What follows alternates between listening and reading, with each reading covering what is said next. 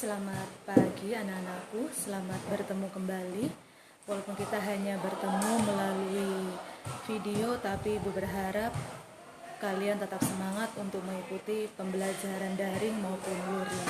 Baik, pada saat ini sebelum memulai pembelajaran, Ibu akan memperkenalkan diri. Nama Ibu Teresa Suratni, Sarjana Pendidikan. Ibu biasa dipanggil Ibu Tere.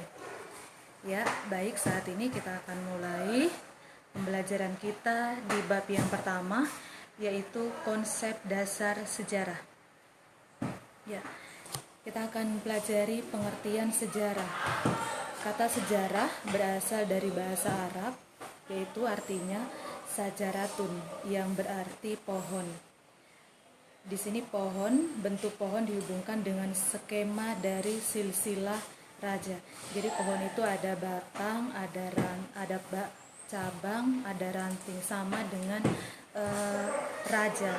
Jadi raja itu punya keturunan, ada banyak keturunan, itu juga sama, ada silsilahnya, jadi sama dengan seperti pohon. Baik, kemudian yang selanjutnya, pengertian sejarah menurut Kamus Bahasa Indonesia itu yang pertama ada asal usul, keturunan atau silsilah. Yang kedua, kejadian atau peristiwa yang benar-benar terjadi pada masa lampau. Jadi sejarah itu peristiwa yang benar-benar terjadi, ya. Yang kedua, konsep sejarah. Konsep sejarah ada 3, konsep manusia, konsep ruang, dan konsep waktu. Konsep manusia yaitu manusia adalah pelaku utama dari sejarah. Kalau konsep ruang itu adalah tempat terjadinya peristiwa tersebut, atau tempat di mana peristiwa tersebut terjadi.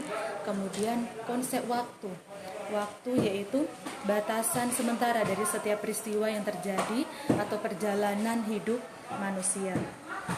Nah, di sini ada contoh, Ibu ada kasih 2 contohnya mengenai konsep manusia, ruang, dan waktu dalam sejarah. Itu ada di sini. Soeharto membaca naskah pernyataan berhenti sebagai Presiden RI. Di sini pelaku utamanya adalah Presiden Soeharto. Kemudian tempatnya itu di Istana Negara. Waktunya tanggal 21 Mei. Kemudian di sini ada pembacaan teks proklamasi. Nah, pembacaan teks proklamasi itu pelaku utamanya yaitu Presiden Soekarno. Kemudian ruang atau tempatnya di Jakarta, di Jalan Pegangsaan Timur nomor 56. Kemudian waktunya tanggal 17 Agustus 1945. Jelas, ya. Jadi memang peristiwa ini benar-benar terjadi. Jadi sejarah itu bukan peristiwa yang itu ada atau tidak, bukan. Tapi sejarah adalah memang peristiwa yang benar-benar terjadi. Kemudian yang selanjutnya, cara berpikir kronologi. Kronologi itu adalah ilmu tentang waktu yang membantu untuk menyusun peristiwa atau kejadian-kejadian sejarah sesuai urutan waktu terjadinya. Jadi kronologi berarti berurutan, ya. Kronologi berarti berurutan. Cara berpikir kronologi dapat mempermudah kita dalam melakukan rekonstruksi atau penyusunan terhadap semua peristiwa masa lalu dengan tepat. Contohnya di sini peristiwa Rengas Dengklok itu terjadi pada tanggal 6 Agustus 1945. Kemudian sesudah tanggal itu, besoknya tanggal 17 Agustus itu adalah deklarasi kemerdekaan yang dinyatakan pada jam 10. Kemudian pada tanggal berikutnya 18 Agustus itu penetapan dasar negara. Jadi secara berurutan, itu kronologi. Kemudian yang selanjutnya, cara berpikir diakronik. Apa itu diakronik? Diakronik itu sesuatu yang melintasi, melalui, dan melampaui dalam batas waktu. Jadi cara berpikir diakronik ini ada waktunya. Contohnya ada di bawah. Masa pemerintahan Hayam Wuruk itu berlangsung di antara 1350 sampai 1389. Jadi kalau dia kronik itu ada waktu, ada antaranya. Jadi peristiwa itu misalnya hanya 10 tahun atau 5 tahun. Jadi ada antaranya. Itu kalau cara berpikir dia kronik. Nah, sekarang cara berpikir sinkronik. Sinkronik itu adalah segala sesuatu yang bersangkutan dengan peristiwa yang terjadi pada suatu masa. Di sini ada contohnya, seorang sejarawan ingin menyusun sejarah perekonomian bangsa Indonesia pada zaman Jepang. Hal yang akan dia lakukan adalah meneliti gejala atau fenomena perkembangan kehidupan ekonomi bangsa Indonesia yang terjadi pada masa pendudukan Jepang itu saja.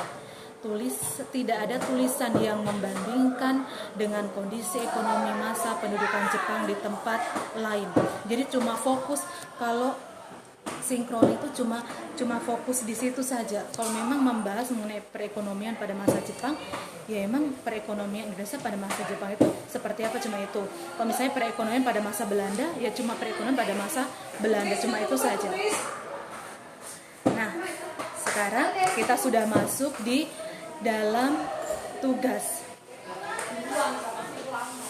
Nah, kita masuk dalam tugas. Di sini tugasnya ada 2, Naya. Yang pertama, jelaskan tentang konsep manusia, ruang, dan waktu dalam sejarah. Tadi sudah ada konsep manusia itu apa, konsep ruang apa, dan konsep sejarah itu seperti apa. Kemudian yang kedua, bagaimana keterkaitan antara konsep berpikir kronologi, sinkronik, ruang, dan waktu dalam sejarah.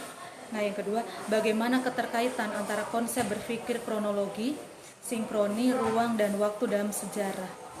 Ya.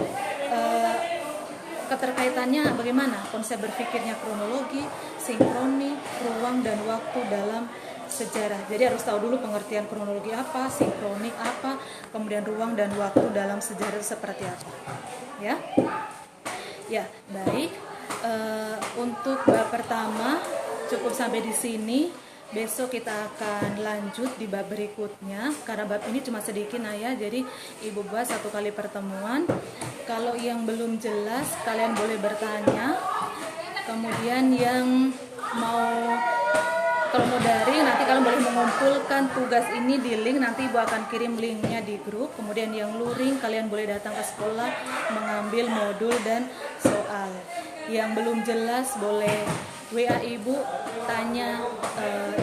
tanya di chat pribadi, jangan di grup, Naya, di chat pribadi yang kurang jelas.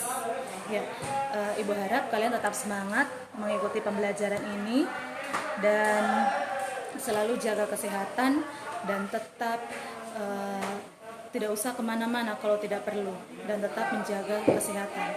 Oke, sampai di sini. Tuhan memberkati dan selamat pagi.